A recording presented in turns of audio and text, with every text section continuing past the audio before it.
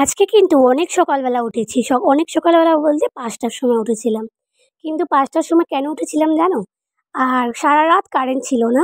প্রচণ্ড অসুবিধা হয়েছে। প্রচণ্ড অসুবিধার জন্য ভালো করে শুতে পারিনি। তাই সকাল, সকাল ঘুমটা ভেঙে যায়। আমারও ঘুমটা ভেঙে যায়, বরমশাইয়েরও ঘুমটা ভেঙে যায়। কিন্তু দেখো আমি বিছানাটা তুলে দিয়েছি। তুলে দিয়েছি যেই আবার এসে আমার বরমশাই ঘুমিয়ে পড়ল। তা আমি ভাবলাম যে থাক ওকে আর ডিস্টার্ব করব না, ও ঘুমুক। তা বন্ধুরা তোমরা সবাই কেমন আছো? আশা করি সবাই ভালো আছো। গুড মর্নিং, শুভ সকাল। আবার চলে আসলাম নতুন একটা ভিডিওর সাথে তোমাদের কাছে। তো ও কিন্তু খুব লপটে বপটে এদিক ওদিক করে ঘুমাচ্ছে। আমি ভাবলাম ওকে একটু ডিস্টার্ব করব না। আগে আমি ঘরটা পরিষ্কার করে নিই ভালো করে, খুঁচে খুঁচে ঝাড় দিয়ে। তারপরে বাইরে একটু কাজ আছে, বাইরেও একটু ঝাড় দেবো, ঝাড়ু টাড়ু লাগিয়ে।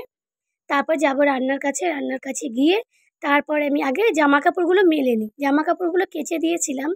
তা কেচে বালতির মধ্যে রেখে দিয়েছিলাম, শুকোয়নি। তা আজকে এখন দেখো সকাল সকাল কিন্তু রোদটা আজকে ভালো বেশ ঝলমলে উঠেছে। তা আমি চলে আসলাম জামাকাপড়গুলো মেলতে। তা এখানে আবার পাখিকে খেতে দিয়েছি বস্তাটার মধ্যে। আমি এরকম প্রায়ই পাখিদেরকে খেতে দিই। যেই ঘরে চলে যাই পাখি আসে, বেজি আসে। মানে বেজিটা তো মানে প্রচণ্ড এখানে আসে আর ঘোরাঘুরি করে, ঘরের মধ্যেও বেজি ঢুকে যায়। আমার প্রচণ্ড ভয় লাগে যখন বেজি ঢুকে যায়। বেজি আমাকে দেখে ভয় পায়, আমি বেজিকে দেখে ভয় পাই। তা চলো এদিকটা একটু মেলে দিই। সকাল সকাল রোদটা অনেক উঠেছে, ভাবলাম ওকে ডাকবো, কিন্তু আমি এখনও ডাকিনি। তা আমি একটু জামা কাপড়গুলো মেলে দিয়ে তারপর ওকে ডাকবো। কেননা তার আগে ডাকলে পরে আমার এদিকে কাজগুলো না ভালোভাবে হবে না। আর এক জায়গা থেকে আরেক জায়গায় এসেছি তো আমি ঠিক কাজের তাল পাচ্ছি না, জানো তো। এতদিন মার কাছে ছিলাম তো ওইদিকে একটা অভ্যাস হয়ে গেছিলো, কাজের সব কিছু মানে নিজের হাতে করতাম, গুছানো টুছানো ছিল। আর এখানে ১ বছর পর এসেছি তো বুঝতে পারি না কোনটা ছেড়ে কোনটা করব। তার পিছনটা জায়গাটা একটু ছোটোই আছে, ঝাড়ু লাগাতে আমার কোনো একটু অসুবিধা হয় না। বসে বসে একটু এই আশপাশগুলো ঝাড়ু লাগিয়ে দিলেই হয়ে যায়। আর বৃষ্টির জল পড়ে পড়ে না এখানটা পুরো একদম শ্যাওলা পড়ে গেছে। মানে আমি যদি থাকতাম তো পরিষ্কার করি আমি। তা এখন দেখো অন্য অন্য সবাই তো আর এক রকমের হয় না, অন্য অন্য জায়গার থেকে সবাই আসে। তাই এসে তাদের মতো তারা থাকে। তা আবার আমি যখন চলে আসি তখন আমার মতো আমি গুছিয়ে নিই। বাসন টাসন ধুয়ে নিয়ে চলে এসেছি। হাঁড়ি ঠাড়ি যা ছিল সব কিছু ধুয়ে নিয়ে এসেছি। তা এখন আগে রান্নাটা চাপাবো, ইচ্ছা আছে ডাল করব। আর ভাতটা তো হয়, কেননা আমাদের তো আতপ চালের ভাত হয়, আমাদের ভাত হতে বেশিক্ষণ টাইম লাগে না।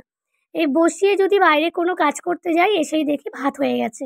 কেননা জলটা তো মেপে দেওয়া হয়, তার জন্যে আর অতটা প্রবলেম হয় না। আর সিদ্ধ চালের ভাত হতে তো অনেক টাইম লাগে। তা আমাদের এখানে কিন্তু ভাতটা রান্না করতে টাইম লাগে না। চলো চালটা নিয়ে নিই। চালটা কিন্তু আমাদের নিচে টিনে রাখা আছে। আগে সব বাসনের জলগুলো ফেলে দিয়ে বাসনগুলো খুব সুন্দর করে রেখে দিলাম। এখন ভাবছি যে ডাকবো কি না ডাকবো, উঠবে কি না উঠবে। তারপরে ভাবলাম যে না থাক এখন ডাকবো না। এখন যদি ডাকি তাহলে ওর পিছনে আমার আধা ঘন্টা টাইম লেগে যায়। কেননা ও ল্যাট্রিন যাবে, তো ওর জন্য জল ভরে দিতে হবে, এটা করতে হবে, ব্রাশটা দিতে হবে, ওকে জল খাওয়াতে হবে। তাই ভাবলাম যে না আগে রান্নাটা মানে পুরোটা বসিয়ে নিই, আগে সব কিছু কেটে ফেটে নিই, তারপর ওকে ডাকবো। আর আমাদের ঘরটা দেখতে পাচ্ছ একদিকে অন্ধকার অন্ধকার লাগছে আর একদিকে ওই জানলাটা আছে উপরে, উপরে জানলাটা দিয়ে একটু আলো পড়ছে। এর জন্যে আমার প্রচণ্ড অসুবিধা হয় ভিডিও বানাতে। আর মানে কি বলবো, কারেন্ট থাকে না। সবথেকে বড় প্রবলেম হচ্ছে বিহারে কারেন্ট থাকে না। বৃষ্টি হলেও কারেন্ট চলে যায়, আবার রোদ উঠলেও কারেন্ট চলে যায়।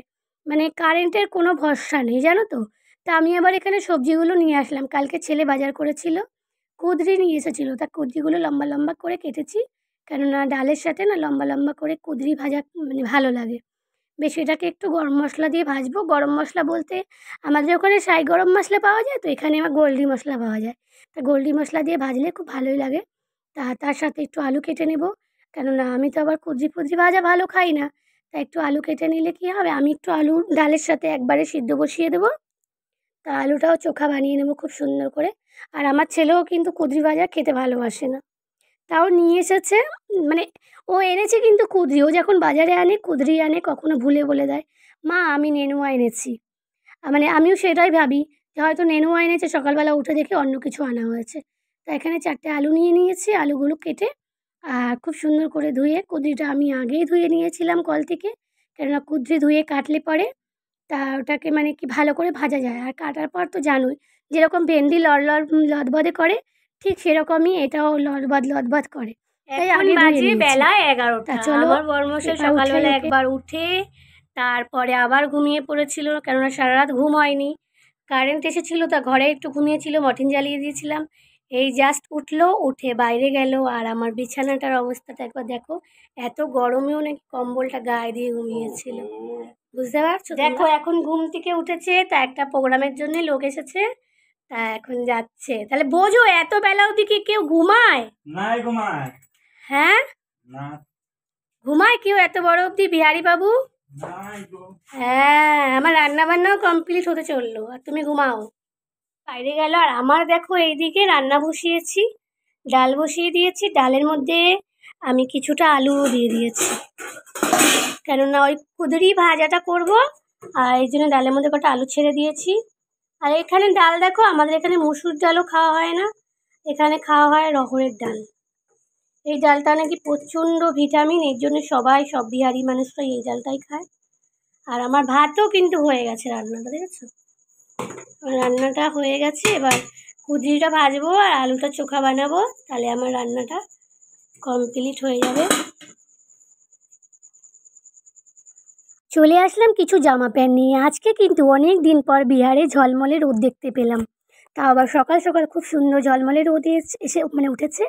আর যবের থেকে বিহারে এসেছি তবের থেকে বৃষ্টি আর প্যাচ প্যাচে কাদা, মানে আর কেমন হয়েছিল বিহারটা, এখন আমার মানে ভালো লাগছে আজকে দেখে। তা এখানে একটা প্যান্ট ভিজানো আছে। আর কি বলবো বন্ধুরা, কারেন্ট তো একদমই থাকে না, এই বৃষ্টি বর্ষা একটু যদি হাওয়া মানে হাওয়া চলে তাহলেই মনে করো কারেন্টটাকে মানে কারেন্টটা চলে যাবে। আর কারেন্টটা কিন্তু থাকে না, এর জন্য আমি একটু রিলস বাগেরা কিছু বানাতেও পারি না। তো এতগুলো জামা প্যান্ট নিয়ে বসেছি, এখন কাচবো। আজকে রোদটা খুব ভালো উঠেছে, আজকে কিন্তু অনেক দিন পর রোদ দেখতে পেলাম আমি। আর কি বলবো, মনে একটু একটু আনন্দ হচ্ছে রোদ দেখতে পেয়ে। অনেক দিন এসেছি, রোদ দেখতে পাইনি। তা চলো এগুলো কাছাকাছি করি, যদি কারেন্ট আছে সময় পাই রিলস বানাবো। রেখো না, পোকা হয়ে যাবে। তা আমার বরমাস ওর মধ্যে আটা ঢেলে রেখেছে, যেটা আমাদের মানে আমাদের যে খেতে ধান হয়ে মানে গম হয়েছিল, সে দেখেছি ও গমগুলো ওখানে সব বস্তায় বস্তায় ভরে রেখেছি। আমি বলেছি ওই গমগুলো বিক্রি করে দাও, বিক্রি করে দিয়ে ভালো আটা নিয়ে আসো। কেননা ওই গমগুলো এখন বাঁচতে গেলে আমার পক্ষে সম্ভব না আর কি, ঘন্টার পর ঘন্টা প্রত্যেক দিন বসে মানে করি, আমার পক্ষে সম্ভব না। বিশেষ করে আমার কোমরে ব্যথা করে, আর অত গম, আর গমগুলোতে নোংরা পড়ে গেছে, এর জন্য আমি বললাম বেচে দিতে, তাই বেচে দেবে। ধান লাগিয়েছিল গেল বছর, তা ধান ভালো হয়নি বলে গমটা লাগিয়েছে, গমটা আবার ভালো হয়েছে। চলো একবার আটাটাকে দেখে নিই সুন্দর করে কি হয়েছে কিনা ভালো করে। ও মা, এই তো নিচেরটায় গিয়ে আটাটা ফেসে গেছে। लंबे दिन का पेटे भर जाएगा, मैं मालूम है। রাত্রিবেলা খাবো কি করে পেট ভরে গেলে? ना खाइएगा, रात में भी खाइएगा। এটা পুরো আমার? हम्म। ও বাবু চলে গেছে প্লেট নিয়ে ওদিকে। हाँ, प्लेट में उनको लिए अलग ला दिए थे। এখন আমি পনিরটা বানাবো, সব কিছু কাটা হয়ে গেছে আমার, সব কমপ্লিট, মশলা টশলা সব কিছু কমপ্লিট। তাই না? তুই খা। আচ্ছা सब কিছু কমপ্লিট। पनीर के এত आप ले लीजिए, पैकेट है। अच्छा तब आपको अथी के दिए हैं, मुंचक दिए हैं। हाँ। বিছানা তো আমি ঝেড়ে রেখেছিলাম, সব কাটা বিছানা ঝেড়ে রেখেছিলাম, ঝাড়ু লাগিয়ে সব মানে পরিষ্কার করে রেখেছিলাম, খালি মশলাটা টানালেই হয়ে যেত। দাঁড়া এটা টানিয়ে নি, তারপর যাচ্ছি।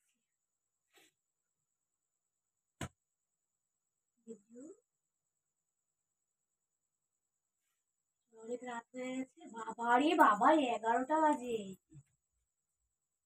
এত দেরিতে খেলাম আজকে? আমরা কিন্তু অনেক দেরিতে খাওয়া দাওয়া করলাম, 11টার সময়, কেননা খিদে ছিল না, তাও একটু খাওয়া দাওয়া করলাম, একটু দেরি হয়ে গেল।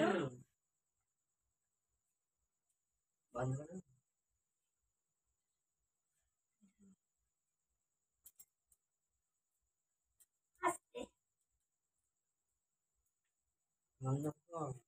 ঢুকে পড়েছি জালের মধ্যে।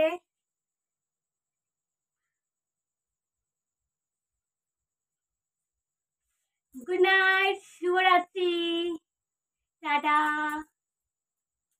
দেখতে পাচ্ছ? টাটা।